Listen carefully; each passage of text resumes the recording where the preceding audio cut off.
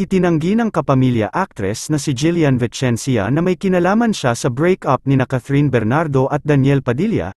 Nasangkot na naman kasi ang dalaga sa issue matapos kumpirmahin ni Catherine noong November 30 na talagang hiwalay na sila matapos ang 11 years na pagsasama. May kumakalat kasing chika na di umano'y si Jillian ang third party, kaya nauwi sa hiwalayan ang matagal na relasyon ng Kathniel. Ayon pa sa chika ay may nangyari sa dalawa na nakarating kay Catherine kaya nag-decide ito na tuluyang hiwalayan ang aktor. Ngunit nitong Biyernes ng gabi, December 1, tuluyan ang ipinagtanggol ni Jillian ang sarili laban sa mga hindi magagandang komento na ibinabato sa kanya ng netizens. "Wag niyo po ako idamay dito, hindi po totoo." Saad ng kapamilya actress, pakiusap pa ni Jillian, "Bigyan naman po natin sila ng respeto." Hindi naman ito ang unang pagkakataon na iniugnay ang kapamilya actress kay Daniel. Sa katunayan, sa naging guesting ni Jillian sa Marites University, noong August, una na niyang pinabulaanan ang chikang may something sila ng aktor.